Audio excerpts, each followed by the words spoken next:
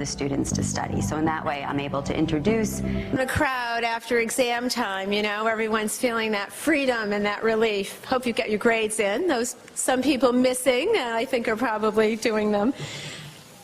Welcome to eTeaching Day. I'm Rita Owens from the Office of the Provost, and it's nice to see some old friends and some new friends here.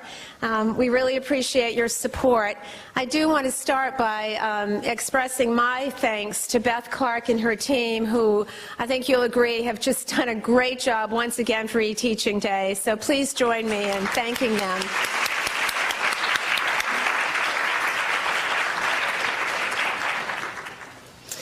I do want to spend just a couple of minutes talking more generally about academic technology in this past year. I won't give you an update because I know most of you have received the faculty technology newsletter that Peter Oliveri just put out for us. But I do want to thank our collaborators in ITS and the university libraries. We work very closely together on all of our projects, and so while we sometimes are the face of what faculty are doing, we definitely have an army of people working with us to make all of this happen. And in particular, I do want to recognize the Academic Technology Advisory Board members. Could you stand up if you're here from the ATAB? We have some members here. If you would please, Dr. Oliveri, I see you sitting, and Ed Talent and Alec Peck, and so we've got a few, so quite a big group. Thank you. And while he's not here with us, Evan Kantrowitz, who has been the chair of ATAB, he's grading. He told me he would be, is stepping down this year as chair. He's been chair for the last 4 years, but even though he's not here, I did want to recognize him and his great leadership. When he took the ATAB, we were at a critical point of the faculty really asking to have some voice in technology decisions. And under Evan's very gentle but extraordinary leadership, I would say that has happened. So this advisory board is really instrumental in making so much happen for the faculty. Under Evan's leadership, we've given about $750,000 out in grants for innovation in the last 3 years. We have about 20 projects in play. These are faculty projects. The faculty, you are the recipients of this. The faculty technology coordinators, who are 30 faculty members, Michael Connolly leads them, all came into play under Evan's leadership. And just, I'd say, greater collaboration with ITS at the table, working very closely, really supporting, in particular, faculty research efforts and eTeaching support. So Evan has done a great job for us, and he is remaining on the committee, which is unusual, but we're happy to have him stay. Taking his place, and someone I'd like to bring up here now to introduce our speaker, is Dr. Alec Peck from the Lynch School of Education.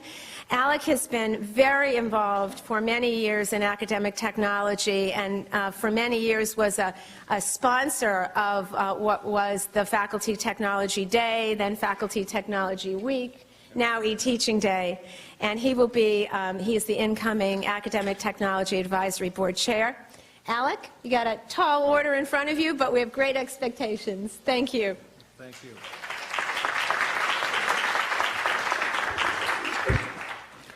Okay, well, I'm very pleased that it's my first responsibility as chair, and I get to introduce a very distinguished visitor. Julie Little is Director of Teaching, Learning, and Professional Development at EDUCAUSE. Before joining EDUCAUSE, she served as Deputy CIO and Executive Director of Educational Technology and the Innovation Technology Center at the University of Tennessee. She also taught instructional technology, information science, teacher education and mentoring. She is an educator as well. She earned a BA and an MA from the University of South Carolina and a Doctor of Education in Curriculum and Instruction from the University of Tennessee. She's published and presented numerous papers on a broad array of topics in instructional technology and faculty development.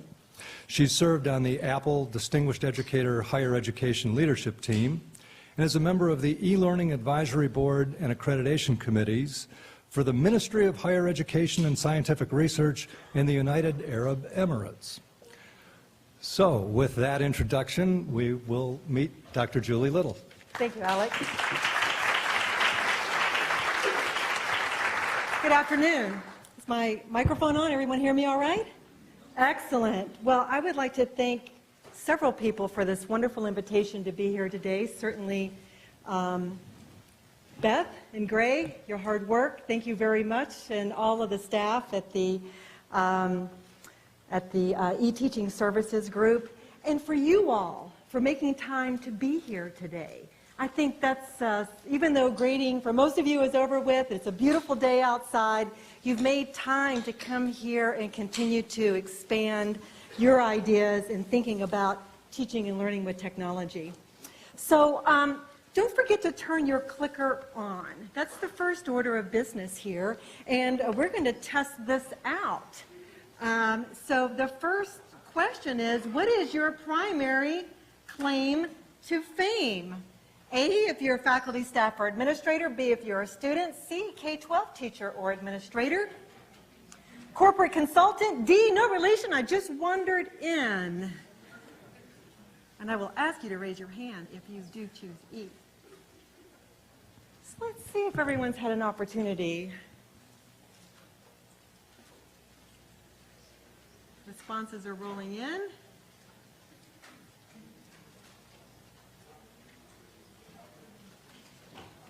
We've got a few more here. We'll give it another few seconds.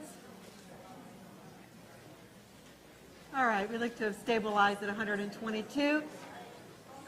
Wow. Oh, there is one wanderer. Raise your hand, wanderer. Excellent. Well, we welcome all of you being here today.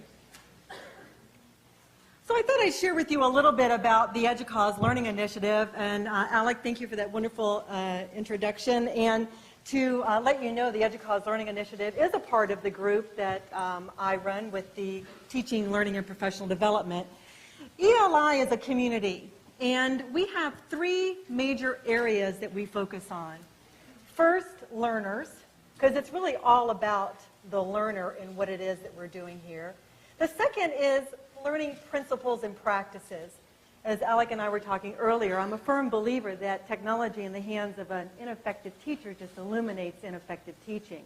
And so it's really about those principles and practices. It's about authentic learning principles. It's about collaborative learning principles. It's about the principles of effective undergraduate education, rich and rapid feedback, communication between student and teacher, teacher and student, and student and student, to student to student. And then we look at those learning technologies, especially those emerging technologies that might help us to express learner success more easily through these learning principles. Over the last year, we have engaged in what's known as the EDUCAUSE Teaching and Learning Challenges Project. Starting last fall, through a series of focus groups, we worked with our ELI Advisory Board, we worked with a group called the ACTL, which is the EDUCAUSE Advisory Committee on Teaching and Learning. We worked openly with the community. It was a very open process. We said, what are the top challenges that are keeping you up at night and getting you into work in the morning? And we started out with like 25. And we said, wow, we can't possibly cover 25. And we began to look at these, and we realized that we could distill these challenges into about 10. And then we opened it up to a community-wide vote. Again, a very open process. It wasn't closed just to the EDUCAUSE community. And we said, rank, what are the top 5 challenges that, again, are keeping you up at night and getting you to work in the morning?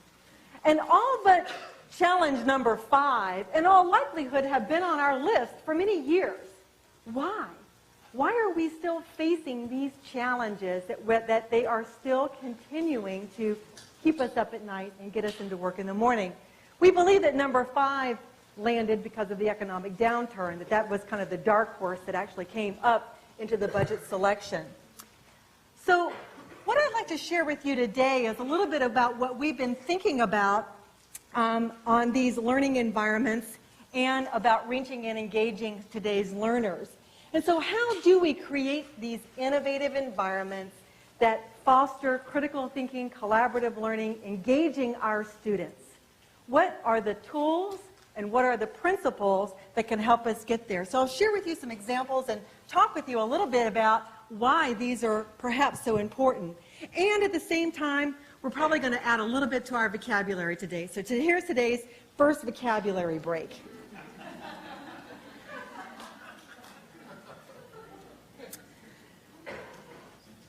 So let's talk a little bit about today's learners. And I wanted to share with you a video here from COSIN. COSIN is the Consortium of School Networking.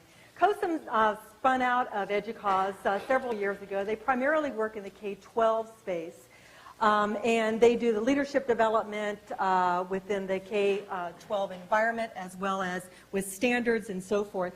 And they established this video that was released at their annual meeting this past spring. And I want to present this video to you because the students that you see in this video are the ones that are thinking about coming to Boston College. And they're very close at our doorstep. And they're looking at what's going on at Boston College or wherever they're attending to try to decide, is this a place that's going to let me do what I find naturally? These students are called the Me generation. You can call them Generation MySpace. You can call them YouTube kids. But the one thing that all of the analysis points to is that technology has been a critical part of the fabric of their lives. Technology is just so convenient, regardless of what medium you're using it for, like music production, film production, sound production, writing. I mean, even writing. Writing and reading have been taken over by technology. I've actually used computers since before I could read. Some of my earliest memories are having amazing amounts of fun with Microsoft Bob.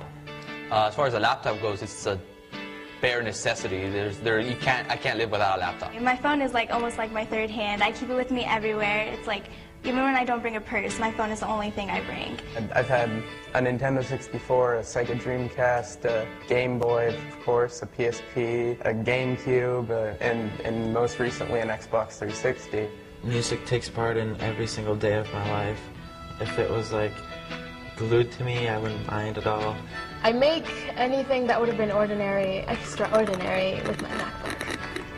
I go to school, I go to math. I make sure to Twitter along the way because Twittering is something I find very important to me. MC Hammer actually has a Twitter, and so I follow him on Twitter. On a scale of 1 to 10, I am probably 9.5 of a texter. I do it all the time, absolutely all the time, more so than talking. I do not like it when people use OMG, LOL, BRB. I hate it. My least favorite is when they say you, like the letter U instead of YOU, because, I mean, I'm a person, I'm not a computer. And if I didn't have computers, I would say a lot of my hobbies that take up most of my time I wouldn't have. Because I learned Japanese, and I did a lot of that through the internet. I'm kind of new to music making. I just started some months ago, so it's kind of a challenge for me so far. The process I go through is really just trial and error. With my MySpace, I can set it to the colors that I want it to, the music that I want. Yeah, it's an extension of being who I am as a person. I would say that I'm one of those types of people who like to make websites. Well, this is one of the websites I created. It's called iMe. You can upload your own photos. I'm really a big fan of Strawberry Shortcake and Alvin and the Chipmunks. They're just really cute to me, and I just like their personality and characters. I'd say being able to experiment with technology is really what makes it technology. If people didn't sit there and experiment with test tubes back in days of Newton, nothing would have happened. It's paving the way for us to move forward as a species and a civilization. What we do in gaming, coordination and communication is very, very similar to what we do at school. So in the game, we have to talk to each other. We have to coordinate what we're going to do in order to make sure that we do it well. The exact same thing at school. We have to talk with each group member. We have to coordinate what we're going to do, what we plan, what our activities are in order to make sure that we get things done right and get things done on time. My phone, since it takes good pictures, I can use it for projects all the time. I take pictures of my poster boards, and then I can send them to my email, and then I can just upload them online and then put on my website or anything of that sort so other people can see. Like in life, if you're playing a soccer game and you miss the shot, you can't go back to that. While you're working in the computer, designing a site or doing your homework, you could just delete and do it again, restart it. And so That's the cool thing about technology. It's just like you can change things whenever you want. When you have access to everything, you sort of learn how to know yourself better because you are forced to decide what to use and what to not use. I'd say technology does make you a better learner. I mean, when you're working with technology, you have to sit and figure out, okay, this is what I had to work with, these are my resources, and this is what I need for a final product. How can I make this work? And it teaches people to think in a different way.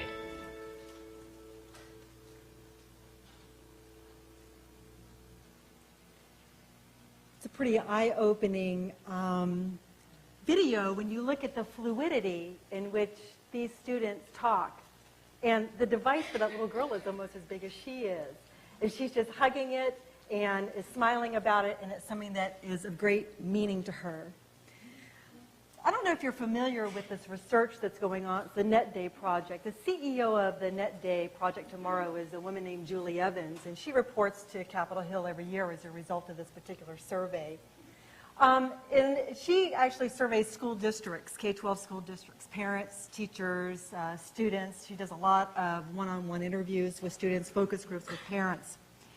The results of the 2007 indicated that communication is a priority #1 to these students. Online connectedness is about creating new friends, and they are redefining what a friend is.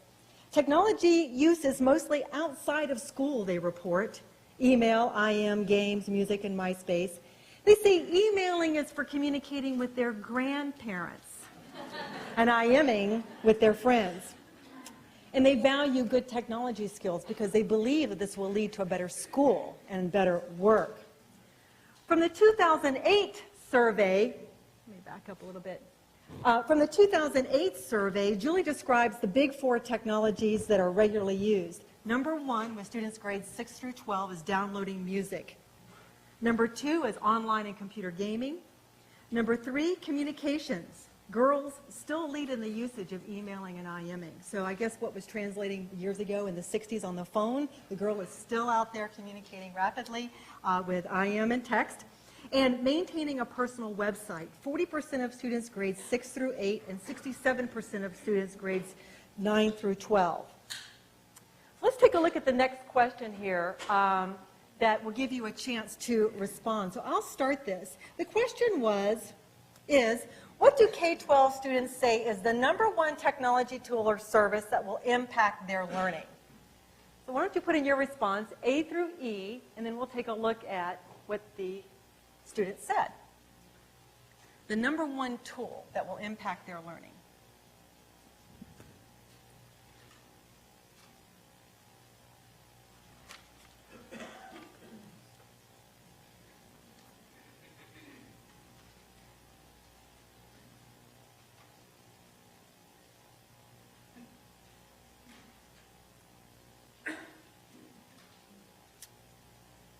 All right, we're slowing down here.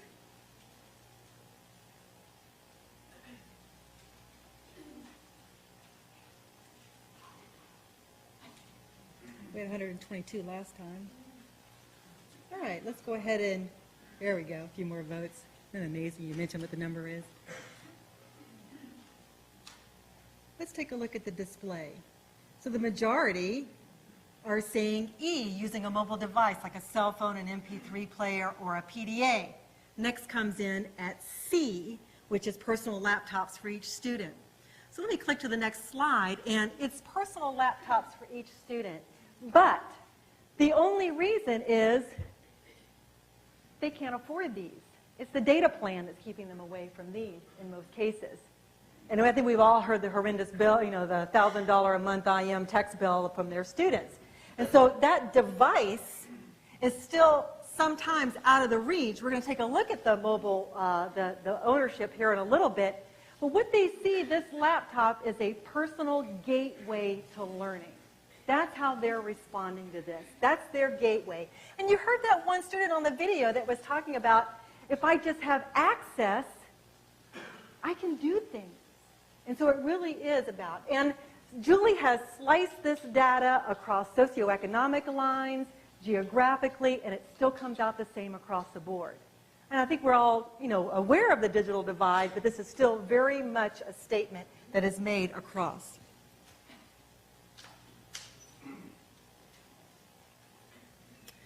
So here's some more data from the research on Julie's project. And when we take a look at student access to mobile devices, you can see that this is grades K through 2 is the blue, grades 3 through 5 is red, the darker blue is 6 through 8, and the green is 9 through 12. So you can see the kind of devices. This is really what's kind of interesting here as we start seeing K through 2 with the cell phone ownership. But right here is where it gets really interesting. They have a web-enabled device, a smartphone. So if you think about kindergartners, 5, 6, and 7 years of age, last year's data, reporting having this device. Now, every year, Julie asks these same questions, and so she's going to be looking at this longitudinally. So you have to think, in 10 years, when they start coming to our freshman English 101 class, this will be their computing device. It will be very much a fabric and a device of what they hold. Now, for those of us like me that are in bifocals, these devices are sometimes really limiting to be able to see. But as we push more and more to thinking about having our applications on these desktops. Let's move on. So how do students want to use their mobile devices to help with schoolwork? So given the opportunity, they want to use their devices to communicate with classmates, to work with classmates on projects at home, and to play educational games. They also want to use these mobile devices to conduct internet research, record lectures and listen at later times, receive alerts about upcoming homework and tests, and access to their school's portal. University students are maybe not quite as creative in their interests. They're more practical in how they want to use their devices. Pay university and personal bills online. They want to be able to check their class schedule, register for classes, order books, check the bus schedule, access class materials, take notes, edit pictures. They want to be able to do that from their mobile device, not their laptop. So again, we're pushing more and more to thinking about this ubiquitous little computer that we're carrying around now. How much are we able to do on this device? A little bit more about these students, the MacArthur study. I don't know if you're familiar with this, the Living and Learning with New Media study. For 3 years, the researchers at USC and UC Berkeley interviewed youth and young adults to get a clearer picture of their digital lives. Besides noting a near universal use of technology, they also tried to examine how media is shaping their youth by looking at media ecologies. And so here are some of the primary themes that have come out from this. The idea of hanging out in a seamless spaces. Going from their my space going to the mall is seamless to them. They don't see these as being two different spaces with two different sets of friends. All of this is one large community of friends. Messing around. They like to mess around with new tools, point and click their way through learning how to make videos, sharing content. They just like to try to explore. They don't need to necessarily have step 1, step 2, step 3. They really like exploration. Geeking out. Geeking out is about finding your niche online, developing some kind of expertise. So it's really about the content, whether it be skateboarding or Harry Potter. It's about developing an expertise and being known for this expertise, whether it's an online game, whether it's a fan fiction site, whether it's an online community. They're developing expertise, and that's something that's very important to them. They've learned how to leverage the web to build an audience. My colleague Carrie Page was telling me about her younger brother. Nathan is 18 years old, and he has a band. He says, Carrie, we're going to be playing at so-and-so place. So they were playing, and there were only like 10 people in the place where they were playing. And she goes, oh, Nathan, I'm really sorry you didn't have a better turnout. He said, heck no, we had 1,000 people listening online. They were streaming it. That's where his fan base was. It wasn't in the face-to-face venue. His fans happened to be online. And they don't differentiate between those friends that they have face-to-face and those that they have online. The woman who was the director of our business office when I was at the university was telling me the story. Her son's 13 years old, Benton. She said, Benton, it's time for you to go to bed. And he goes, okay, Mom, just a minute. I need to pass off this game to my buddy. Well, shouldn't he be going to sleep too? Heck no, Mom. He's in Tokyo. His friend, his buddy. So the chances that he will ever meet him face-to-face are very different. Again, to try to provide a picture of who these particular students are. When we don't use technology as teachers, we basically are placing a mark upon ourselves as somewhat irrelevant because technology is such an important fabric in their life. The EDUCAUSE Center for Applied Research is the research arm. ELI is the teaching and learning arm of EDUCAUSE. The ECAR is the research arm. And they've been conducting a study for the last 5 years of freshmen and seniors at institutions to try to get a picture of what is their view of technology. And here's just a few statistics from this annual survey, that they really do believe that logging on to social networking sites is really important to them. They're anchoring in music and video. They're downloading this. They're increasing the number, and they're sharing content on the web. They're contributing. So we're seeing this momentum continuing to grow from the freshmen to seniors also. And if you look at the longitudinal research, we see more and more. These statistics get larger and larger every year. Again, they're contributing to wikis. They're accessing the web. They're using multiplayer games. On average, they're spending about 19.6 hours online each week. And that's not just being online. They're multitasking while they're doing other things as well. And we can argue about the value of multitasking, but that's just what they're doing. They may have 6 or 7 IM windows open while having a website, while listening to music, and working on a paper. So it's the channels in which they're developing and how they are operating. So really, why does all this matter? It's about the way students are using these particular technologies that's really important. So here's our next vocabulary break.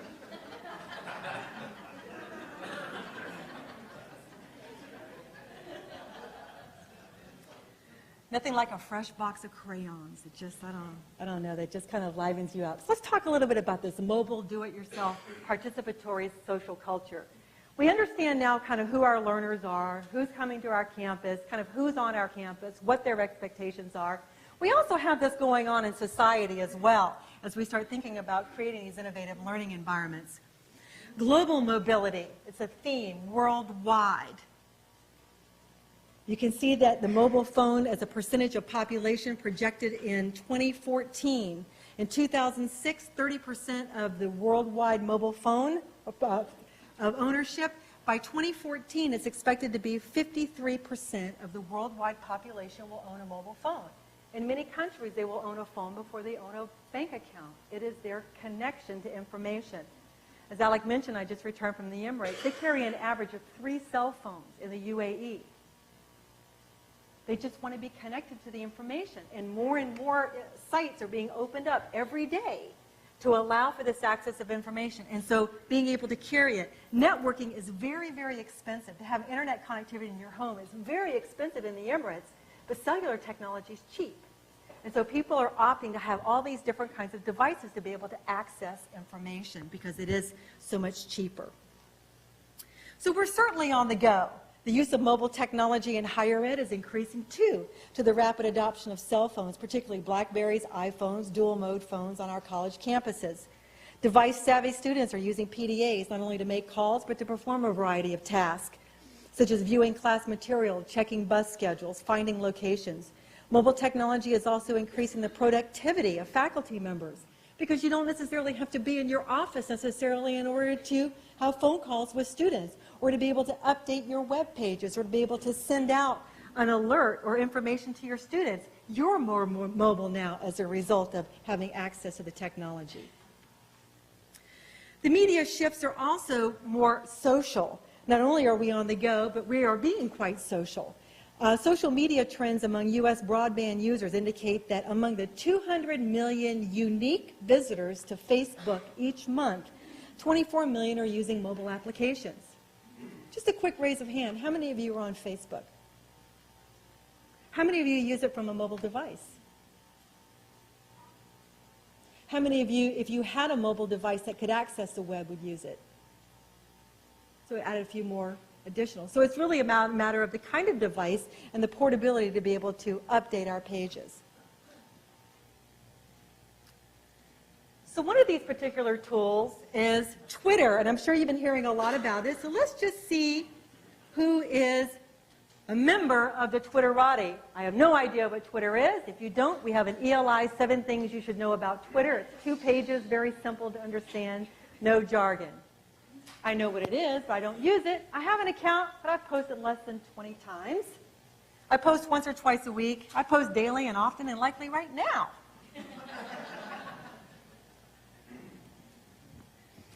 And if you are on Twitter, I'm iJules, and so send me a note, follow me. I'd love to follow you.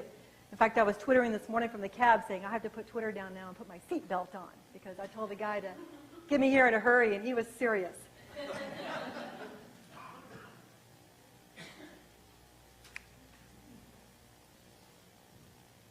Okay, we've just about got responses in. Let's take a look. So, I know what it is, but I don't use it. 8%, well, there are a few of you that could benefit from taking a look at the 7 things you should know about Twitter.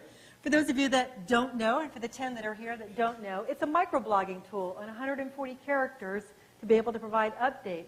The community that I belong to, folks are always sharing really interesting links. There's more than I can ever absorb, but I can also post out a tweet. I've got 2 hours to kill in Boston today. What should I do? And people are kind of throwing, okay, go do this, or you can do this, how far away, da-da-da. And so I can get some instant information as a result of this community. You heard that student on the video saying that I tweet during class. We see it used as a very active back channel. There's something called Google jockeying, which again we have a 7 things about Google jockeying, which is where students can actually be searching and sharing information during a lecture, and it's displayed up on a second computer screen in the classroom. We see that they're also using Twitter as a back channel to be able to open and actively reflect.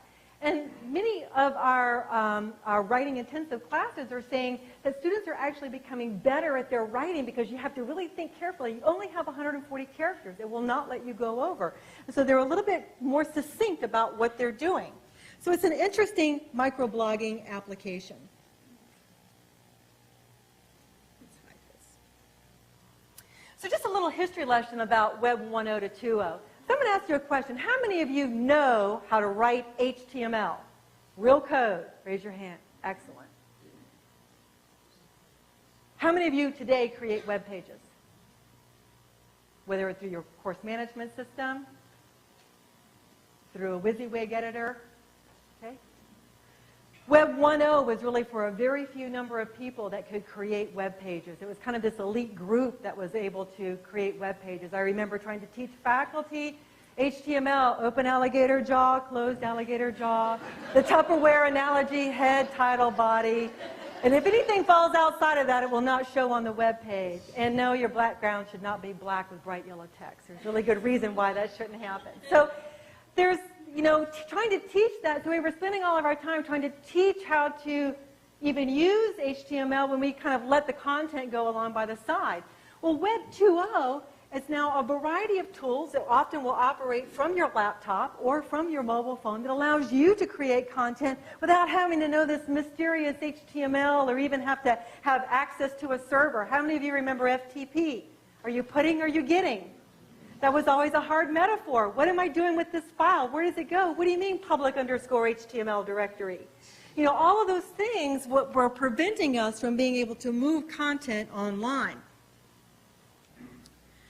Eric Angermeyer from Denmark created this really nice visual of what Web 2.0 might look like and what the tools represent. But now these are concepts that are very, very familiar to us. Blogs, podcasts, video blogs, wikis, and social bookmarking. These are some kind of the early adopting or early entry spaces in which we might consider creating innovative learning environments with Web 2.0 technologies. And so here's an example when we start thinking about why we would want to use blogs. Instructionally, it can rapidly lead to discussion about concepts. Students are posting open and critical reflection about ideas, and so it can then lead to discussion amongst students. Podcasts, it's portable and it's easy to manage. And you're going to see some examples that are going to be illustrated this afternoon, right after this session, as a result of some early adopting users here on this campus. Wikis promoting linear thought, such as a collective encyclopedia, an e-portfolio tool. We even see wikis being used in the IT department for project management because people write custom code, they leave, and then how do we know what the legacy is to this? How do we even get to this decision? So project management using for wikis. Social bookmarking for shared interest. Any of you actually ever remember trying to copy your bookmarks.html file, put it on a floppy disk, and take it from home to office? Which was my most current one. And if you didn't name it exactly bookmarks.html, You wouldn't be able to find it in the browser. Well, here in a tool like Delicious, I can have my bookmarks. I can parse out a section of them, share them with my students. They can add on to that, and we collectively can grow a collection of bookmarks, web resources, as a result of our collective intelligence within the class. Jane Hart does a survey of hundreds of e-teaching professionals in the UK every year. And these are the top, she does the top 100 tools. These are the top 20 tools that are reported out consistently most every year. And you'll notice that 17 out of these 20 tools are Web 2.0. They're open, they're free, they're accessible, and I necessarily don't have to have a server in order to be able to utilize these tools.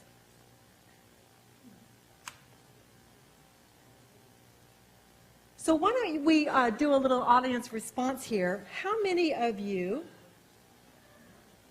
utilize 3 or more of these tools in your personal or professional practice? A is yes, B is no. A is yes, B or no. 3 or more of these tools in your personal or professional practice.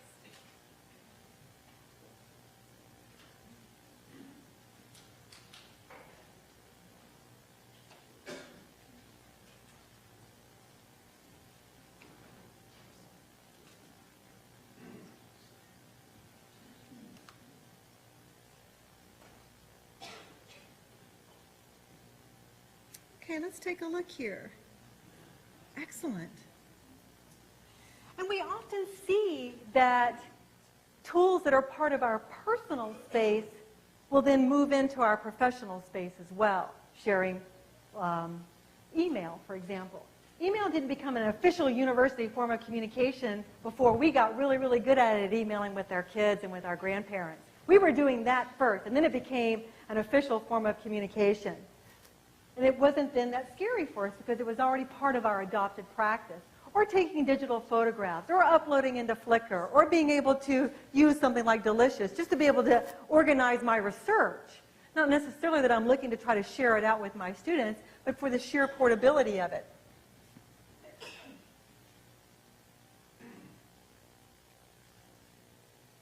So our selection of tools over the years, when you think about the VHS player, overhead projector. We don't really see those very much anymore. Ah, there it is. That's backup. It's backup plan. Good idea. The chalkboard. Yep. Back there. But our tools have grown exponentially when you think about what we have at our disposal. And these are still utilized tools, as you can see. But now we have this when we think about Web 2.0. And the key is not to say that you've got to use them all, but the idea is to find those tools and explore those tools that have the most meaning for you in your practice, for your students to be successful, and will help you to work within those learning principles that are driving what it is that you do within your practice and within your classroom for learner success. And I do encourage you, if you're not familiar with the ELI 7 Things You Should Know series, I do encourage you to take a look at these. Again, they're 2-page briefs.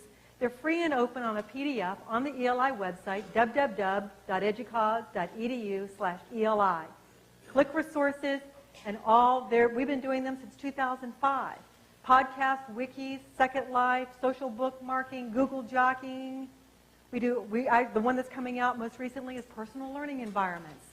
And we set it up with a scenario from teaching and learning. We look at what is it, what are the benefits, what are the downsides, what are the implications for teaching and learning? And in many cases, it's our best guess of what this emerging technology might mean. But it's a way to be able to explore these.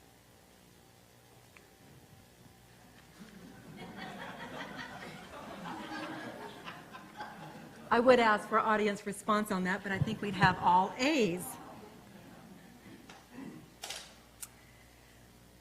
So let's take a look at the learning innovations that are emerging on the higher education landscape.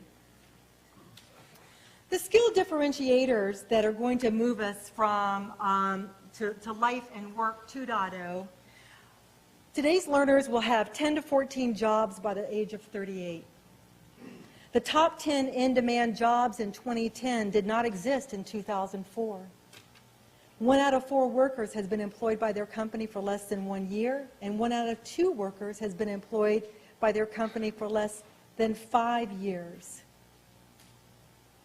We know that the kinds of skills that employers are looking for are going to not only be preparing them to be readers and writers of content, but the editors and collaborators as well.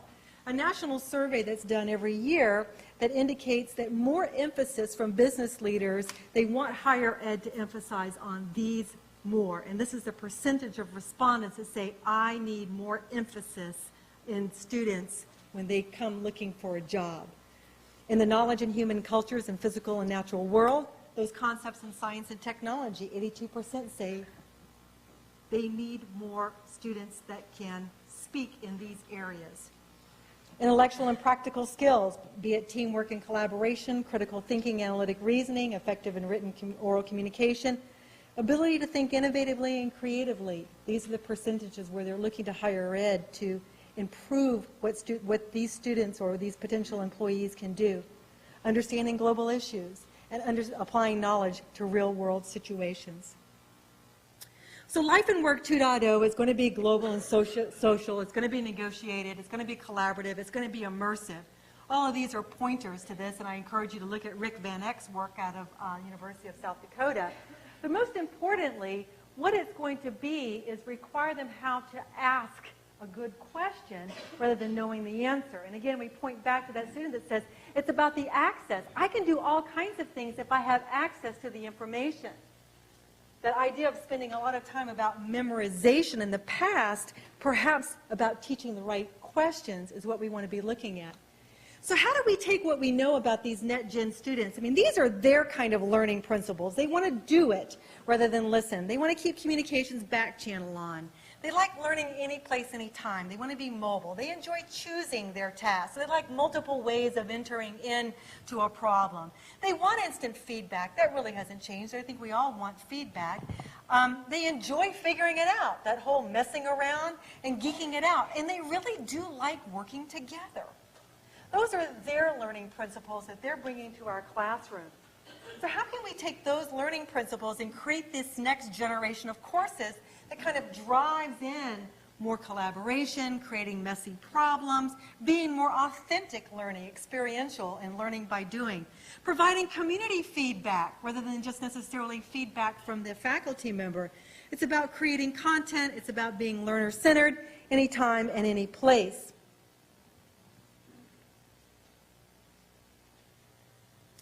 So let's take a look at some examples of tools for enhancing lectures and assignments. And of course, again, a little bit later, you're going to see some examples of these particular kinds of technologies at play here on campus. But tools for enhancing lectures and assignments such as video, digital storytelling, blogs, a Twitter back channel. Such as what is happening at the University of Southern California. They're using Web 2.0 tools to explore media. Students blog, podcast, and capture video about the election season. They assess by the students and a wider community. So their work was put out there for feedback by the wider community. That's what the authentic learning base was. And students learn to use and evaluate these emerging forms of expression in real context. So it's better than being an intern. They're out there playing in it in a real field, in a real space. Or tools for community feedback and critical reflection, such as virtual worlds or blogs or podcasts. And so what we're looking at when we see these examples, it's not about always having to go to the high-end technologies such as Second Life. These can happen through the lower-end technologies such as a blog or a podcast. Example that we see at the University of Wisconsin is called Critique It in Second Life. This is a graphic design faculty member. He used to bring some colleagues from around the country into his class every year as a summative experience for his students to critique their work. They would put together a show. They would come into this physical space, and the students would receive feedback, real-world, authentic feedback from these experts in the field. Well, nobody can sustain that kind of travel budget for long. So he did not know how to do it, but he saw a presentation on campus where folks in the instructional technology group were kind of messing around with Second Life, and he said, hey, I've got a potential project. Could we set up a virtual gallery? Could you help my friends get into Second Life and help them set up some kind of a virtual critiquing opportunity? So the principles were still playing out. rich and rapid, real-world, authentic feedback, but it was just happening in a virtual environment instead of necessarily having to happen face-to-face. So the students still had access. In fact, he had more guests he was able to bring in as a result because there was very little travel involved as a result of bringing these in. So we've been talking about Second Life here. Let's just find out a little bit about you. So, what about your Second Life? Well, if the first answer is A, a what? I'm trying to get through my first life. Then again, I encourage you to take a look at the ELI 7 things. B, I know what it is, but I don't use it. C, I have a Second Life account, but I rarely use it. D, I played around to where I can fly and visit most any Second Life URL or slurl.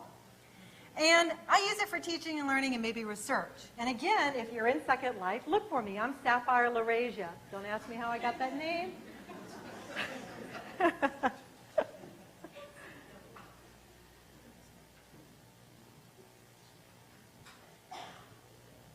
And I will tell you, I will confess, I recently learned how to fly. I was living underwater naked for a long time.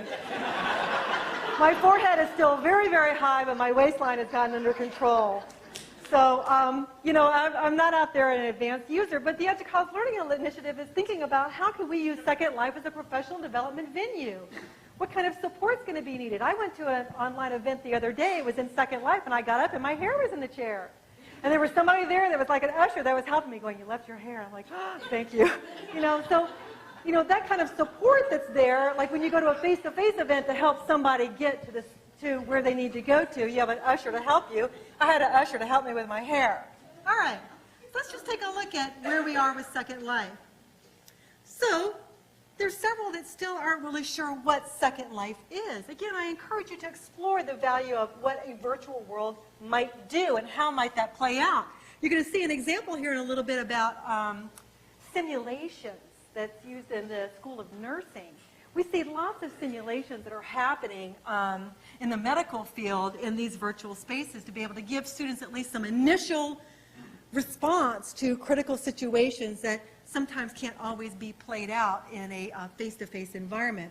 There's some folks that know what it is, but I don't use it. We've got a few out there that have an account but rarely use it, and then we've got some folks out there, a couple that are the early adopters that are actively thinking and using in this particular space. It's certainly an emerging space that we are still just grappling with when we talk about these Web 2.0 technologies. What might be the value? How can we innovate learning environments?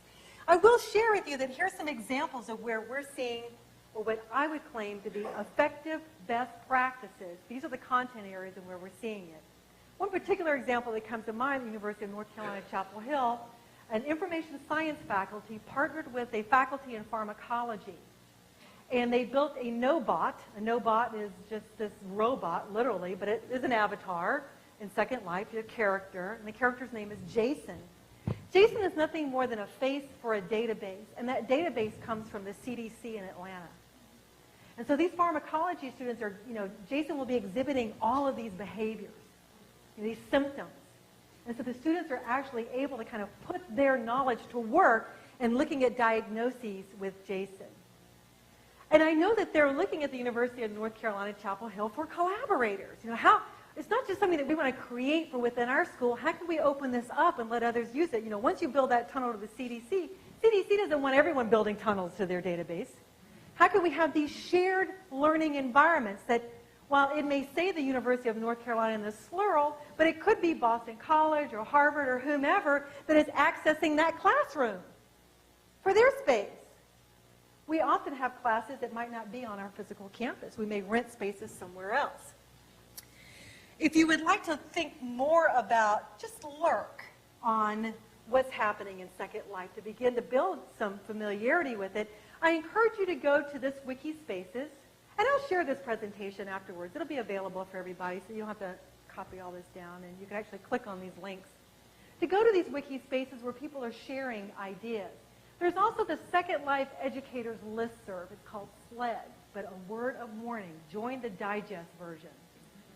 These people are, I don't know, anyone belonging, if you belong to SLED, I mean, they have like 100 posts a day. It's just too much. But it's kind of cool when you look at the index of the digest to see all the different things that people are doing. And then if you think, ooh, something interesting in leadership development, let me go see what they're doing. And then I make a connection, find out, can you show me more? Yeah, I'm going to leave my hair, but I can fly. But you can actually get some tours around some of these spaces. And the community is so willing to share. And they're kind of growing it out, learning by doing as a community of learners. We can also think about these Web 2.0 tools for collaboration, research, and content creation. Again, we can think about wikis, we think about digital storytelling, particularly the history engine that was created at the University of Richmond. Ed Ayers is the president of the University of Richmond. You may all know Ed Ayers when he was at the University of Virginia. Valley of the Shadows, for those of you that are history buffs, you might remember that's one of the very first really interesting multimedia websites that's created. But this is all students that contribute scholarly research, and it's part of their freshman, sophomore, junior, and senior history classes, and they learn how to write scholarly research and contribute. So as freshmen, they're limited to very short 500-word kinds of contributions. And they learn to build and contribute to a scholarly understanding. And that's what a wiki is allowing them to do. And again, the history engine is open. It is moderated, so it's vetted, it's authentic. We give critical feedback before it's allowed to post. So unlike in Wikipedia, which is just kind of out there and everywhere, this space is taking advantage of a tool, but it's moderated by experts. And so what you feel when you get to this content, it's good content. It's vetted content. So when you think about trying to build an encyclopedia within your content area, maybe there's a collaboration that might exist in schools across the Northeast that you might want to think about. How can we use this particular tool for our learners? We can also think about these tools to solve messy problems, simulations, immersive environments, or working with real-time data. I'd like to just kind of pause a little bit and kind of, talk a little bit about the value of games and simulations. And simulations, we know, have quite a variety of interpretations, but sometimes games are maligned as not really being appropriate within the class. When we recall that data that Julie is collecting about the importance of games to these students and how much they're playing games, and you heard the videos about that guy, how many game devices, I don't even know what these game devices are that he has, but he's had the whole series. And he's going to have a whole nother series. And by the time he gets to the university, he'll have this wonderful museum of game input joystick devices. We know that games are very much a part, and there's value.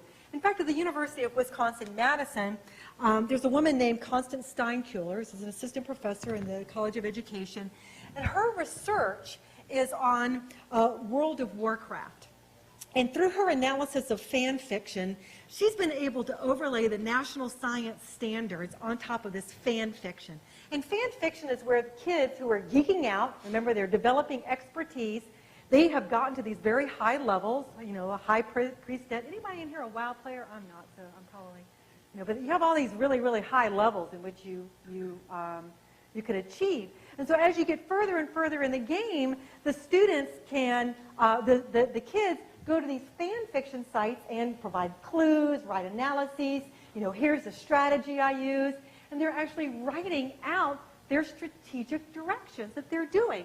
Well, she's taken all this information and overlaid the national science standards on top of it. Some of the results, 86% of the players' comments are aimed at analyzing rules of the game.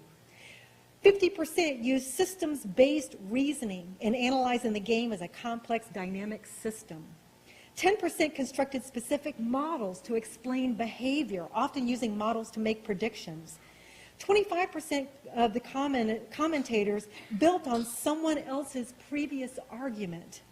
And 25% issued rebuttal. But when she asked these students to talk about science, well, I don't do that. Talk about critical thinking and analytical reasoning, I can't do that.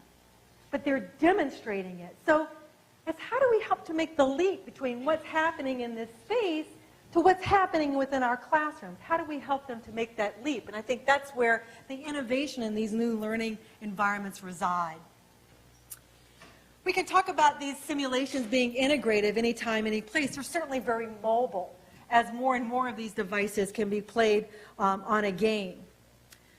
Probably, one of the premier examples of early research that's been done in simulations and problem solving is our good buddy Chris Deedy, just right up the street, where he had an NSF grant to actually research this and created River City. So students actually solve real problems of science while they work together. The whole idea is not just learning science and solving problems, but working with each other to solve those problems, just like we do in the real world. We just so rarely work in isolation anymore. It's about the collective community working together to solve the problems. And they learn by thinking out loud and testing their hypotheses. So as we think about innovating with these tools, that we actually start looking at how do we demonstrate the power of human networks and collective intelligence, realizing that everyone has something to contribute within our class. Knowledge is created and not possessed, so it's that shared collective intelligence. The shift in emphasis, and so it's not just about creating a wiki, but it's the process of students building content together and helping them to be actively reflecting on their process of building. These social connections are really important. We still don't really know how do these social networking tools play out in the classroom. But these connections are very, very important, and they'll be more and more important, especially if you think about in your own practice, as you venture out more through Facebook, LinkedIn, other kinds of social networking tools. You're building a community of like-minded, like-thinking, opposite thinking, interdisciplinary. It's your community that you're vetting ideas with. These students are already coming to the table with that kind of familiarity. How do we help them channel it within the content that we need them to channel it in? We need skills for participation. It's about being participatory. It's not about working in isolation. And age really doesn't matter. You can be a newbie at 60 and you can be an expert at 16. It's really about the collaborative experience. And here's our last vocabulary break.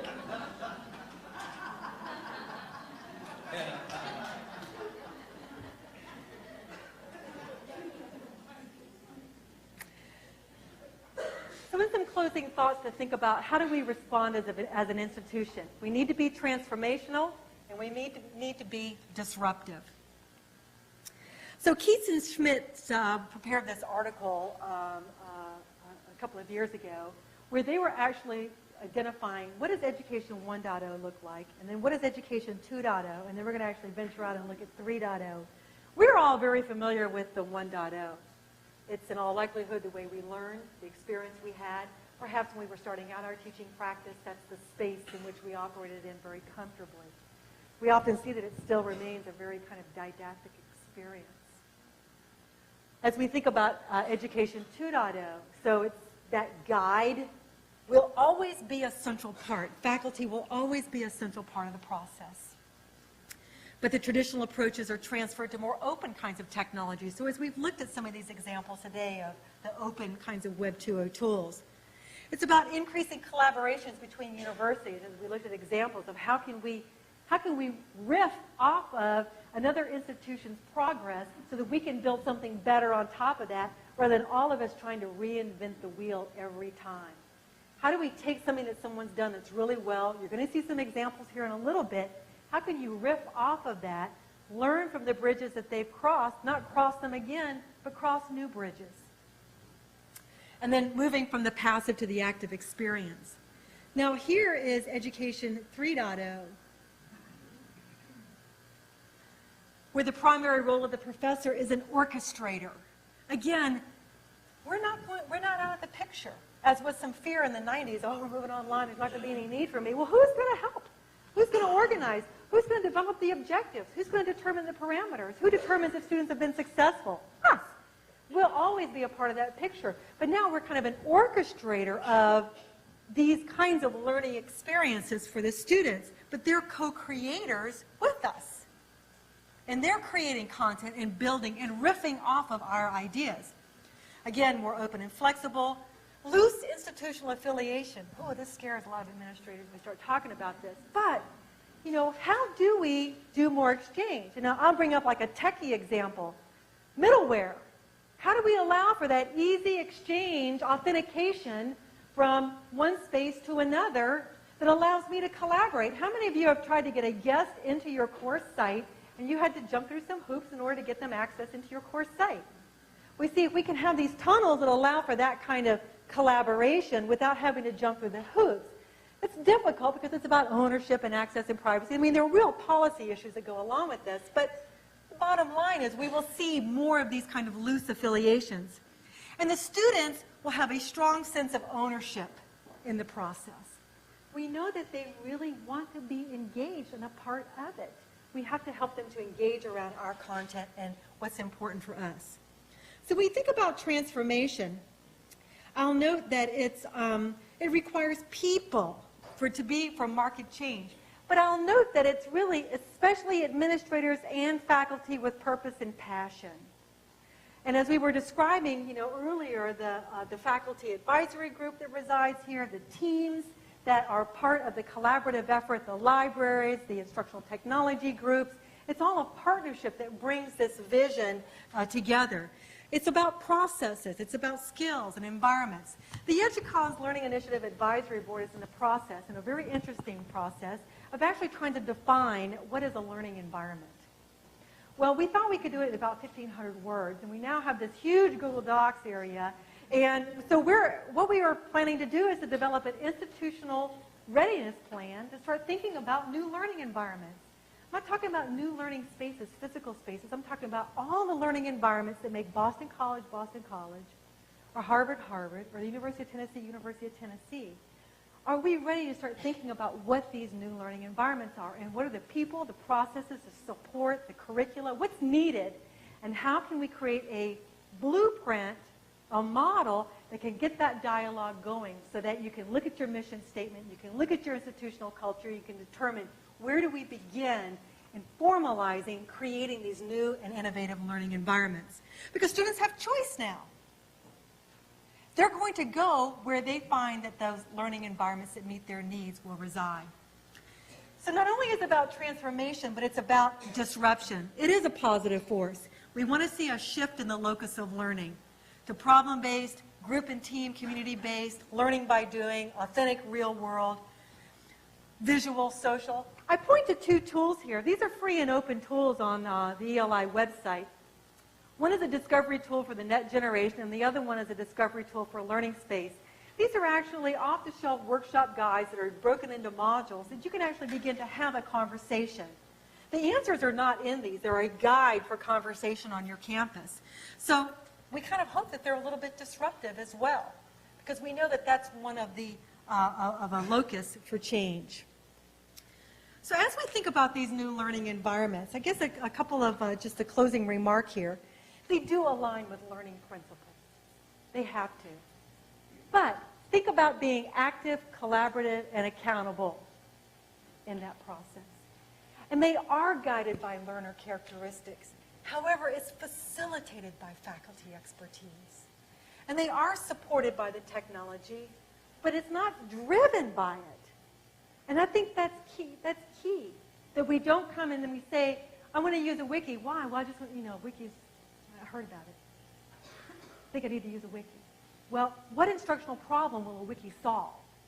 That's really where you want to begin that kind of conversation and that question. And it prepares students for life and work 2.0. Are we being authentic? Meaning giving them real world, messy problems to work with in a collaborative way and access to the information they need to build new knowledge. That will prepare them and begin to meet some of those employers' needs.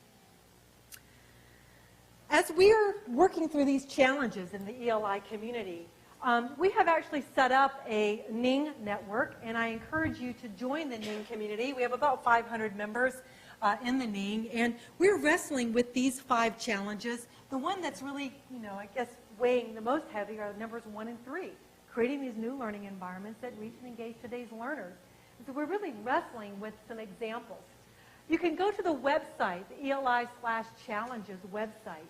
From there, you can actually go to a wiki where people are contributing solutions to these challenges. And we have several different ways in which you can contribute. It can be just a short description. It might be a longer case study. If you don't have time to write it up, send me an email. We have members in the community that have said, hey, I'm willing to write it up for someone. and we'll co-author together. And we'll post it on the wiki. So they'll be able to share the story of what you're doing in your classroom or perhaps within your department, and to be able to help people look at where some of these solutions to these problems might reside. And there's the link to the wiki too. With an EDUCAUSE account, you can go in and post directly to the wiki as well. And if you need any help, there's a wiki organizer. They reside all over the country. They're not EDUCAUSE staff. They're members of the teaching and learning community that said, hey, this is really important, and I will help someone to get their content up there. We're going to be wrestling with these challenges over the next year. We set this first year up to kind of to set the problems, to set the project. And over this next year, we're really going to be drilling down to where we hope that in 2010, when we cycle back around to say, you know, what are some of the challenges that are keeping us up at night and getting us into work in the morning, that we really kind of hope that some of these challenges are going to kind of fall off the list, that we really will be able to say we've made some headway into creating some great examples, and we'll have this open repository of ideas that might kind of spur some dialogue on your campus. So I thank you for your attention and your input and your response. I still want to know who wandered in off the street, but you can come up a little bit later. I'm glad you came in on a beautiful day, and thank you for being here.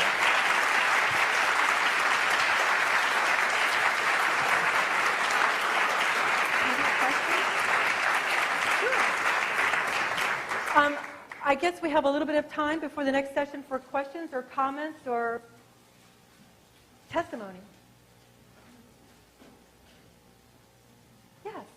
Thank you. You gave me a couple of interesting ideas, but I guess a lot of advantages, but I'm wondering in your experience for some of these technologies or pitfalls that professors fall into, what are pitfalls that students fall into?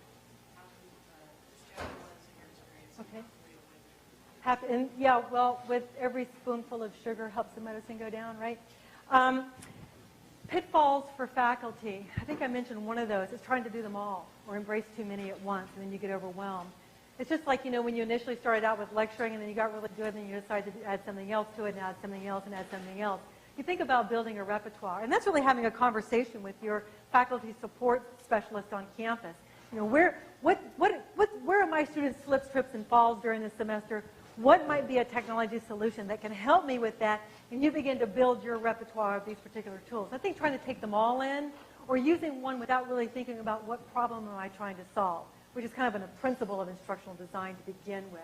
And so set out to have some consultation with others or consultation with your colleagues on that.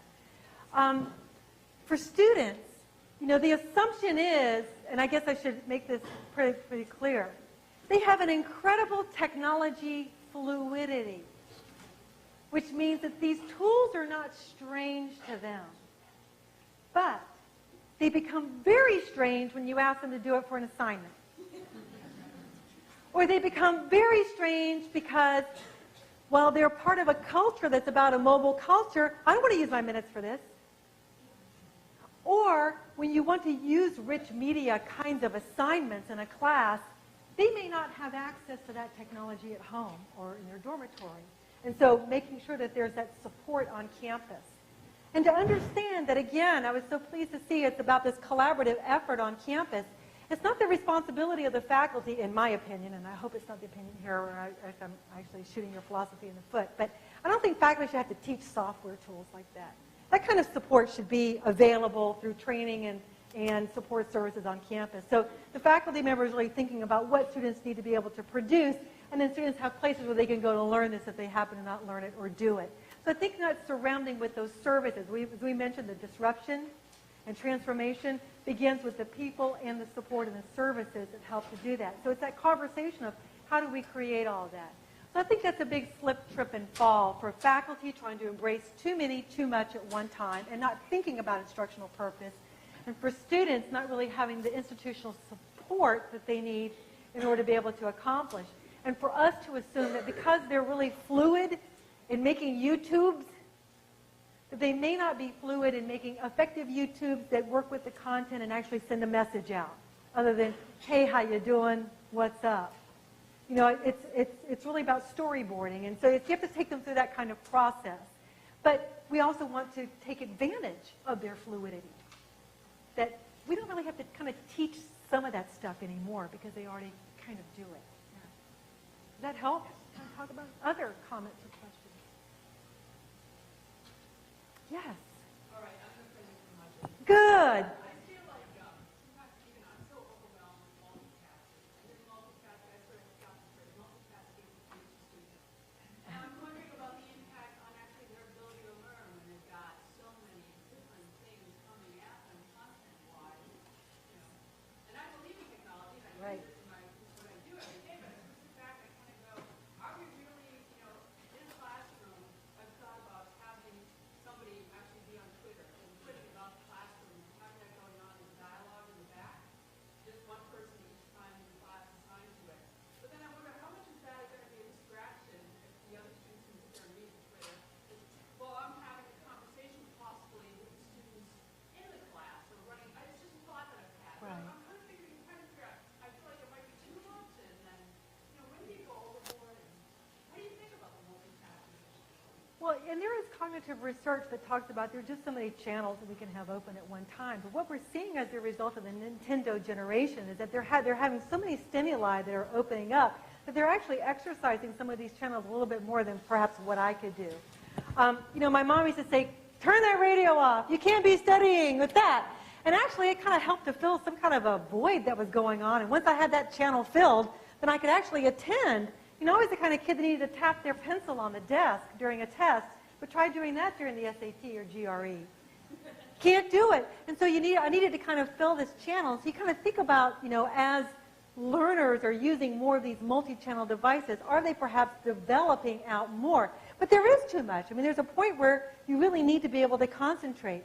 But I also would throw out there, does everybody need to be attending to the same thing at once?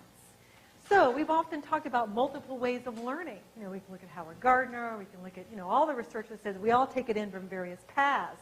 So while you're auditorily working through discussion, you've got some groups with you. But that Twitter jockeying that's going on has got that visual group. And the one that needs to be doing and listening and all, they're engaged. And so you can kind of think about providing multiple paths to the content that allows students to engage in a way that's meaningful for them. Remember, that was one of their principles. They kind of like to choose a way rather than just having one way.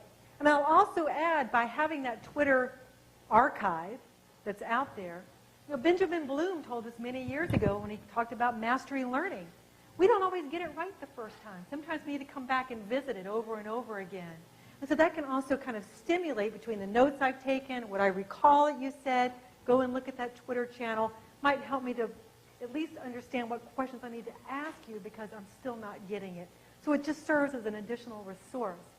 But I am a firm believer that you can bring too much in it, it becomes like this three-ring circus, and it's not managed very well at all. So that's an excellent question, and I hope I at least tried to answer it in a way that's reasonable. Yeah. One more? Yes, please. I work with classroom technology, and I have a lot of student workers working for us. What's your name and your phone number? Because everybody wants to know it. Excellent. Sometimes we have a lot of students working for us, and during the school time, I see them on their laptop with their iPods, notebook up in their ear, and Word opened up, IM going on there. And I just wonder about their quality of work and assignments. I'm not a faculty member, so I might not be able to answer, you know, what their assignments look like. But I just wonder, isn't the quality, you know, and then at the same time, sometimes some work will come and all, and then you go take care of it. They go, they take care, they come back, and again, and they're writing and reviewing on the paper, and, you know, still, you know, iPod on. I'm just wondering, you know, what that assignment looks like.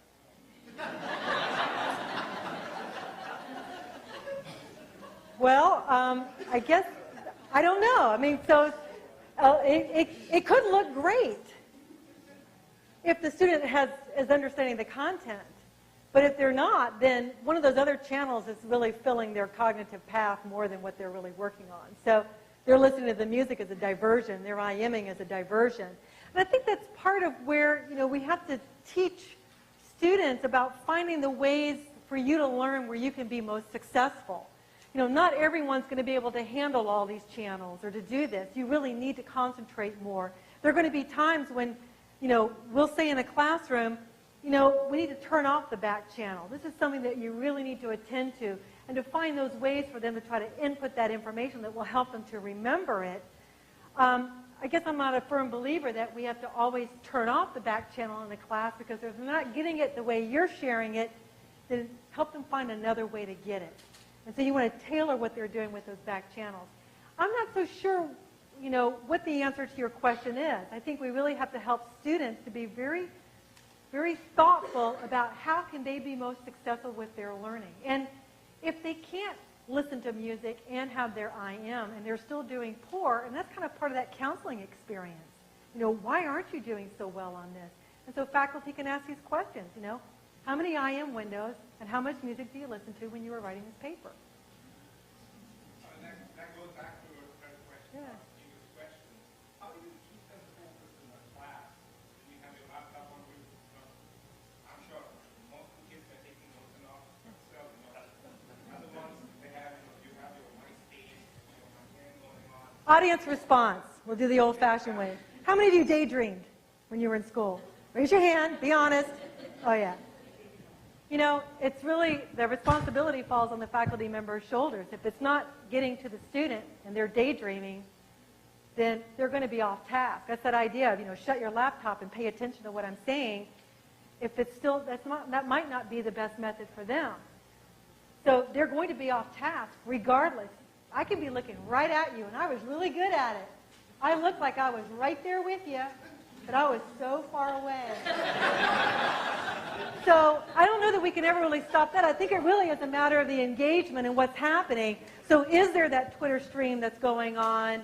Are they working, on BC Share, contributing to a wiki, contributing ideas as they're hearing about these things? I mean, are they doing something with their thoughts while you're doing whatever you're doing in the classroom, sharing through PowerPoint, sharing through lecture, sharing through group discussion? Are you giving them those channels that are facilitated or orchestrated? That gets back into that Education 3.0 thing. You're kind of orchestrating this learning environment and giving them the channels that they need to work in to be successful. But you'll never be able to stop the daydreaming. I just can't imagine. Although Bruce Wheeler at the University of Tennessee did. He had 1,200 students, and he lectured the entire time. But no, I don't think anyone was really daydreaming in there, because it's just his style. Thanks. You guys are terrific.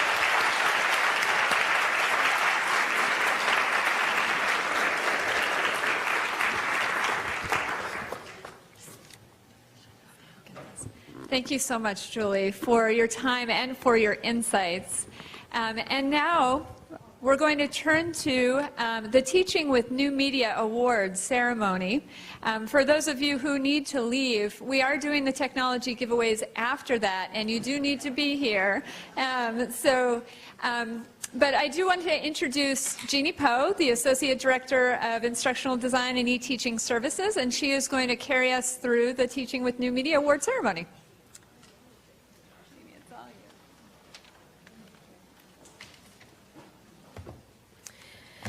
So as a way to honor exemplary uses of technology in teaching, Instructional Design and eTeaching Services set up an award a couple years ago. We asked students at Boston College to nominate faculty who are using technology in innovative ways, both inside and outside of the classroom, and asked them to submit an online nomination form. This year we received almost 300 nominations for over 160 different faculty members.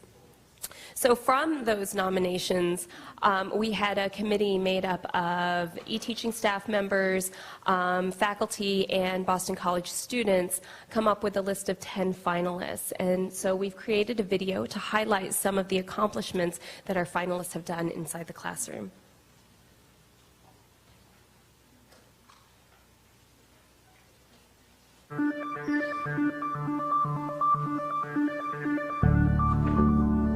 Summa cum laude. Stephanie Leone, Department of Fine Arts, the College of Arts and Sciences. Stephanie Leone is recognized for enabling her students to create a virtual exhibition in her course on early Renaissance art in Italy, using a BC Share group featuring an album where their image selections were posted along with fully referenced descriptive text.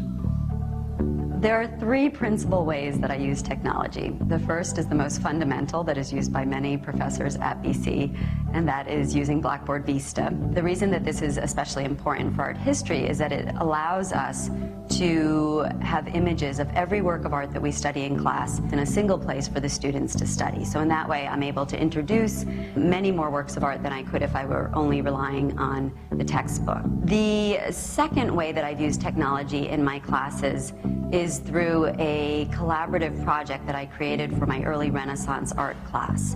And the project utilized BC Share. The goal of the project was to have all of the students create a virtual museum exhibition together. And so we used BC Share as a way for the students to post information that they would share with one another. And from there, they were able to create this exhibition. And then in the end, it was the site for the exhibition itself. And then the final way that I've used technology is that I created a website on the Renaissance and Baroque city of Rome. And it's a way to give the students a virtual view of Rome. Just reading about art and architecture, it's not the same as viewing it. And when you see this map and you see all of the works compiled together and all of the architecture and all of the landmarks and together in one spot, you see how they connect to each other, and you also see through these connections like how society built itself around the architecture. And it helps you memorize things for tests, so you can see it visually and it's there and it's tangible. You can actually see it instead of just reading it out of a textbook and thinking about it. But because of Professor Leone's teaching style, conveying to me the information, it was so dynamic and so effective. It encouraged me to change my major to art history, to a discipline that ever since then has captivated me. And every day I'm even more intrigued and even more excited in the discipline I'm studying. Eric Owens, Department of Theology, the College of Arts and Sciences. Eric Owens is recognized for using a BC Share group as a course management system in his class on ethics, religion, and international politics. His BC Share group contains a wiki providing links to readings and other content, and blogs and comments allowing for exchanges and student contributions. I love technology and I use it as much as I can. The technology I use isn't being used for technology's sake. I use it to provide access to information and to collaborate and to share ideas in ways that just aren't possible any other way. I'm using BC Share groups, and we've set up multiple wiki pages with parts of the syllabus on each page that are updated constantly. So the wiki portion of it has the syllabus, it has a section for all the class notes that I handouts that I give, as well as study guides, exams, and things like that. The other half on the BC Share groups page that I use is the class blog. And I ask students throughout the semester to post interesting articles or comments or questions. And they'll post it to the blog, and sometimes other students will comment on them. Other times it's just a matter for us to discuss in the next class. But it provides a much more continuous forum for discussion than simply coming into class twice a week and waiting 5 or 6 days. I just felt like from the moment we walked into class, technology was incorporated a lot more clearly into the syllabus, and it was a lot more than just going online to Blackboard Vista to download and print articles. It made it a lot easier to access the materials, and then through forums, blogs, and wikis on the BC Share site, we were able to participate right there along with him by posting news items that we thought were interesting, or even just asking questions to the class. He integrates them into the class by, at the beginning of every class, he starts off a lot of times referring to some of the more interesting posts that he's read in the last few days. And it's just made it a lot easier to be more of an active participant in the class rather than just a student who reads the articles and comes in and listens to lecture. Gregory Stoller, Department of Operations and Strategic Management, the Carroll School of Management. Gregory Stoller is recognized for piloting a course capture system which provides chaptered videos of each class with accompanying presentations, and for using web conferencing to promote collaborative learning and international contact for students in his management practice and international consulting project courses. I use technology in my teaching for two purposes. One is to provide students with the best academic experience possible, and also to help them overcome any practical issues they might be facing. I'm very appreciative and fortunate that a large part of my teaching role here at BC involves travel with our MBA students internationally to either consult with non-American businesses about their business practices or to visit companies that are operating abroad. The technology allows me to introduce back into the classroom those experiences for students who might not have been able to join us in the field. In terms of helping them overcome practical experiences, another benefit of the video capture software that we piloted this past fall is that MBA students are now interviewing in a very tight job market. So if the students need to miss 15 or 20 minutes of my class so that they can go to the interview by videotaping what we're doing in the class, they're able to, immediately after the class is finished, go online, review any key discussion points or any lectures they might have missed. I think Greg goes above and beyond in whatever he does. Greg will make everything available to a student on Blackboard, and it'll be organized effectively and in a way that you can find anything in an instant. The second thing I think that's very useful is his ability to use digital video in taping pretty much every lecture that he's given, every presentation that we've given as students in those classes, and being able to access that from a remote place. And in my situation where I was working almost full-time, going to school full-time, a professor like Greg Stoller, who uses technology to make you feel like you're part of the classroom even though you're not there, is fantastic. And I think that Greg was able to use quality and innovative technological mediums like digital media, like IP telephony, but really integrate it seamlessly within the course. And it wasn't something that was done for novelty. It was done that was something that actually had a purpose. Peter Wilson, Department of Accounting, the Carroll School of Management. Peter Wilson is recognized for undertaking a course capture pilot to provide chaptered videos and presentations from each class in his accounting courses, and for supporting the learning of complex content by making notes on a tablet PC during class and uploading the annotated presentations for viewing in Blackboard Vista. We deliver content in the classroom differently. So sometimes we're using visual, sometimes audio, but outside the classroom, students can go to a variety of resources to learn at their own pace in their own media. We use a good deal of PC tablet and OneNote to get an interactive classroom. What OneNote allows us to do is have a rich interaction and PC tablet where we're drawing from a lot of resources, annual reports, whatever, and you can bring them into the discussion and make them live up on the projector screen. And then all of that gets transported up to the internet to use classroom capture, where students can go up to the internet afterwards and view the lecture. That also has the advantage if I don't cover something in class that's really important because there's a great discussion going on in class, I can go home, get on my pajamas, and do a little quick computer representation of what we did with audio and on the computer, writing on the computer, in the PC tablet, in OneNote, and that goes up to the internet, and students can then go see how do you do this task, or how do you solve this problem, or whatever it is that we're trying to accomplish. Pete had a tablet PC, so he could write directly onto documents that were then being projected up onto the screen, which allowed us to essentially interact with the documents a lot more, which furthered our understanding of exactly what was going on in the accounting. He'd take audio of all the class sessions and put them up on the web with a video of his computer screen. So if there was a concept that we hadn't understood or something that we felt that we needed a little bit more work on, we could go back on our own time and then work through that again. Essentially, it was like sitting through the class a second time to go over any points that we might have missed. Robin Wood, Department of Adult Health Nursing, and Nancy Peters, Department of Maternal and Child Health Nursing, the Cannell School of Nursing. Robin Wood and Nancy Peters are recognized for introducing virtual reality simulation into the curriculum for clinical courses in the Cannell School of Nursing. Professor Wood, who received the highest number of nominations this year, was instrumental in authoring the Academic Technology Innovation Grant, which allowed the school to acquire human patient simulators. As clinical instructor responsible for managing the simulation scenarios in a number of clinical courses, Nancy Peters assisted students in using this technology to develop skills and build confidence in critical areas of patient care. I teach courses in the campus laboratory where the educational objective is learning critical skills. It's a very active, animated environment. The prevailing strategy there is an interactive platform for teaching. Traditional lecture and PowerPoint doesn't work when students are learning psychomotor skills. They need to be doing the things that nurses do. We learn best from the mistakes that we make, and a mistake with a live patient can be catastrophic.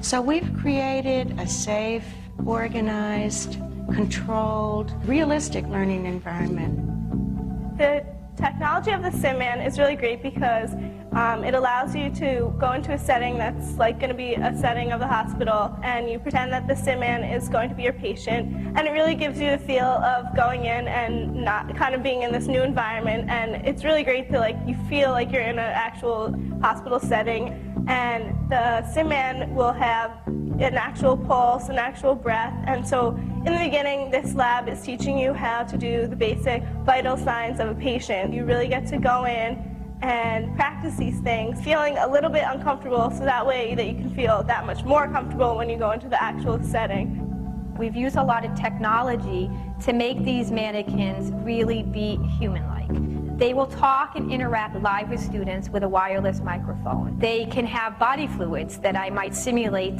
depending on the situation that I'm teaching. For instance, at one given time, they're taking care of an adolescent that had a cardiac catheterization. And during that scenario, I want them to learn about the complication of bleeding. And in fact, we've made our mannequin bleed with Halloween blood that we've rigged up to this mannequin, and students have to care for that intervention as they would a real person. And over again, students tell us that it felt so real.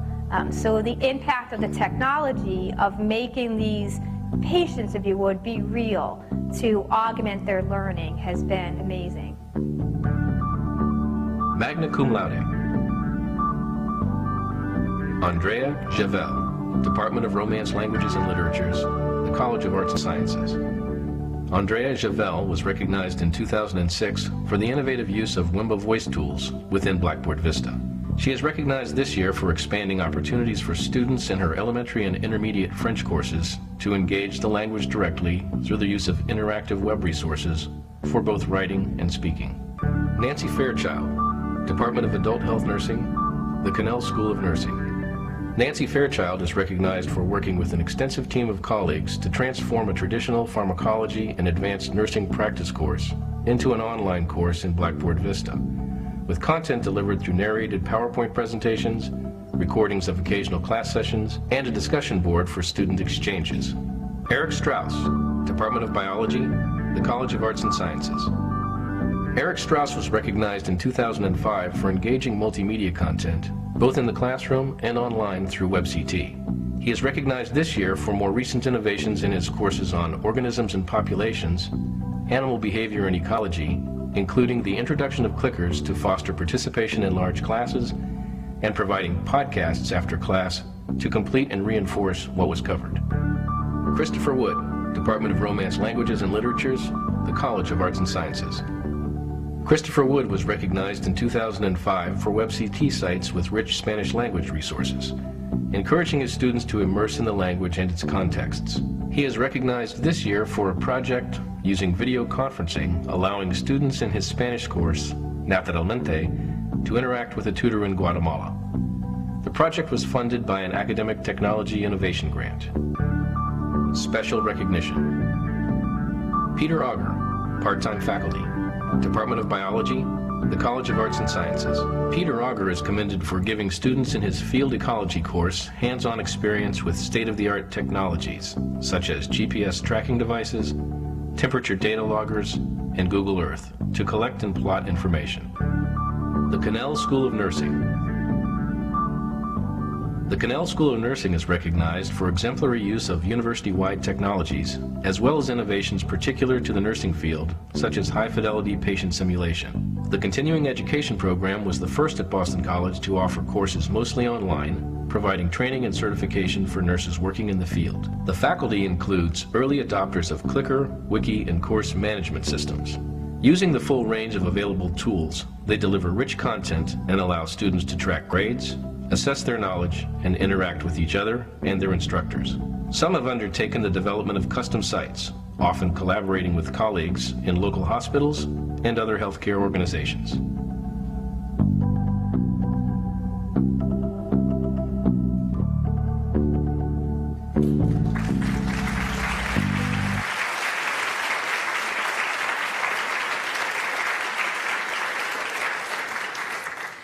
So for our awards ceremony, Dr. Don Hafner, Vice Provost for Undergraduate Affairs, and Rita Owens, Executive Director of Academic Technology, will be handing out the awards to our finalists. So I'm going to call the finalists down by their groups. If you could hold your applause until all of the finalists for each group is in front, that would be great.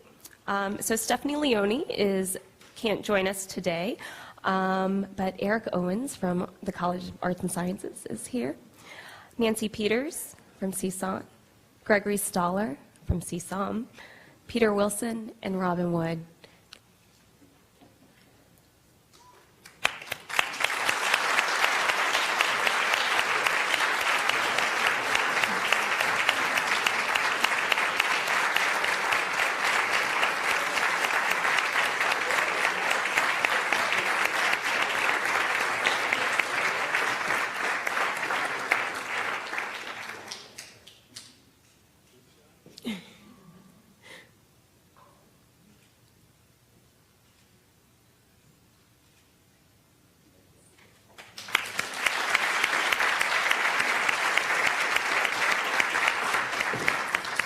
So for the Magna winners, Nancy Fairchild, School of Nursing, Andrea Javel, College of Arts and Sciences, Eric Strauss, College of Arts and Sciences, and Christopher Wood.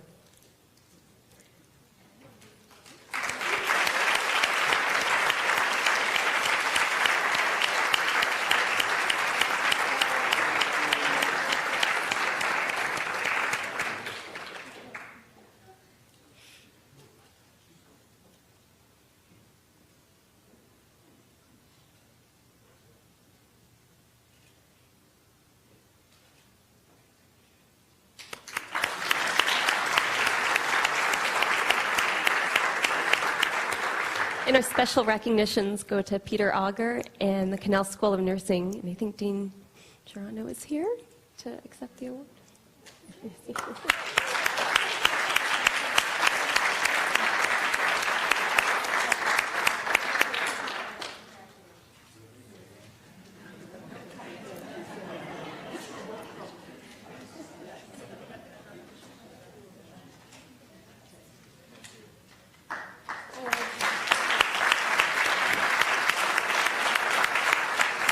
So congratulations again to all of our twin winners.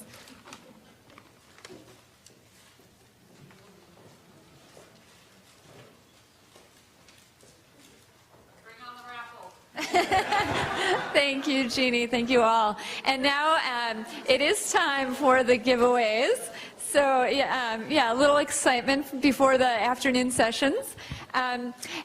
I should have from everyone in the room a ticket that was in your folder. If you did not already give one of us a ticket, Scott is going to run around now and collect those extra tickets. And Jamie will as well. Just raise your hand if you have not already turned in a ticket, and we'll come and get you.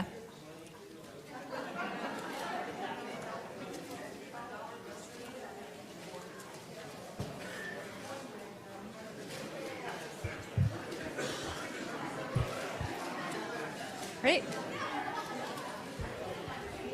Okay. Scott, what do we have here? Excellent. All right. And we're going to start with, we have 5 iTunes gift cards for $15 each. So we'll start with the first one here. And I have Judith Tracy. You guys want to? All right. I'll put those over here. And the next, Ronnie Dalgan. Yeah. Ronnie is way up there. Right up there in the black. Bill O'Keefe. Oh, don't take that. Bill won again. Bill wins every year. And we have Julie DeCesare.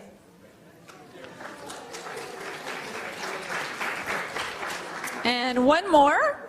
Let's see. Maria Latuca. Did I pronounce that correctly? L-A-T-T-U-C-A. Yes? Excellent. Yay. Next, I just wanted to, we have some giveaways from one of our vendor partners. You actually used their technology during the session. iClicker has generously donated both some books and an iClicker instructor set. The iClicker instructor set only can go to a BC faculty or staff member, so for those of you who are here from the outside, we'll have to keep that one internal. But I'll start with the books. If you guys wouldn't mind taking out the books, that would be great. And I have a copy of Thomas Friedman's The World is Flat, and that goes to Rita Falanti.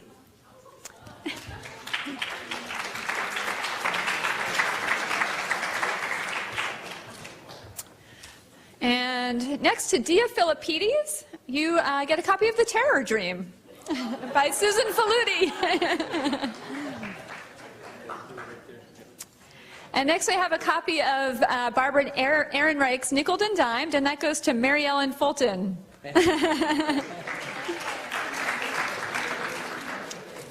And then a copy of Middlesex to Barbara Radke. Barbara's way up there.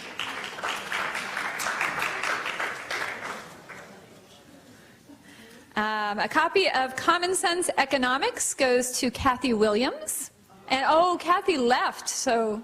Did Kathy leave? Oh, not to Kathy Williams. Stephen Vieira. Hi, Steve. And the last book is Tested, One American School Struggles to Make the Grade by Linda Perlstein. And that goes to Mike Burke left. So Kathleen Carney.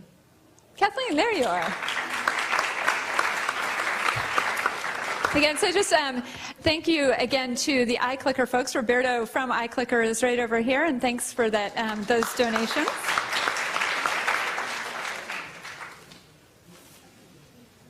The next one is the iClicker set, and so this contains a base unit and clickers and an instructor clicker. So if your department doesn't have one of these or hasn't used these, you'll be able to incorporate them. Or you can use them at home. And that goes to Peter Oliveri.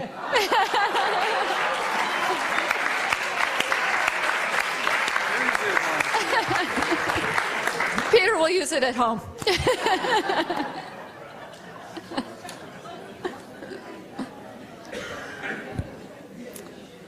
And thank you again to iClicker. The next gift that we have to give away is an external hard drive for those of you who want to save your data and keep it safe. And now we'll go to Ed Talent. Ed.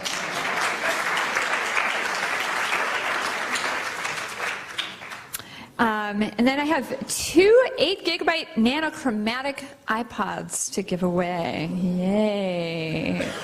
So who's in here? Who's in here? I'll shuffle this up a bit. Richard Jensen.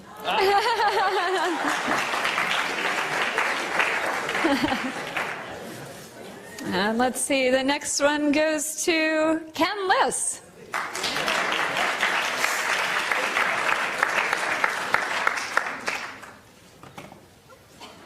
And another one of our vendor partners, the WIMBA, folks from WIMBA, and Tim is way back in the room, have also donated. They donated an iPod Shuffle, so I'm going to give that away now. And thanks to WIMBA for generously donating this. And that goes to Messiel Enrique Meza Rueda. That's a long one, but I... Kathy Quay. All right. All right, Kathy.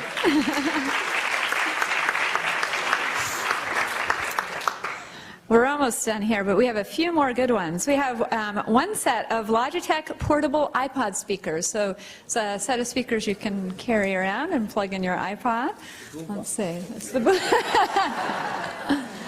Let's see what we got here. We have Rosemary Daly.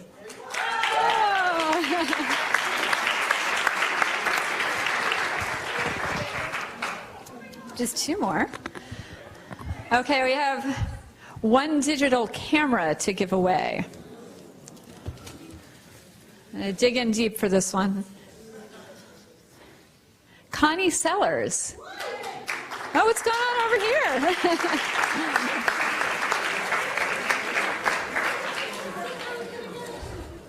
And then the last thing that we have to give away is one flip video camera. If you haven't seen these already, these are really cute and fun, and you can stick them in your pocket and take videos everywhere you go. So it's our last gift, and that goes to Sarah Beckchard.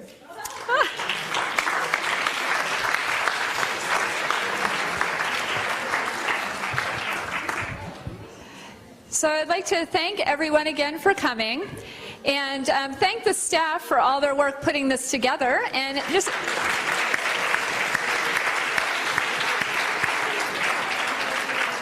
and enjoy the afternoon sessions. If you have any questions about the sessions, please feel free to see me. Thank you.